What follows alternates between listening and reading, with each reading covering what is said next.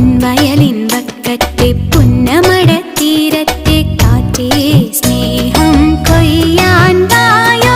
കന്നിപ്പെണ്ണേ മുന്നിൽ സ്നേഹപ്പാടം നീയല്ലേ കാണിപ്പൊന്നാ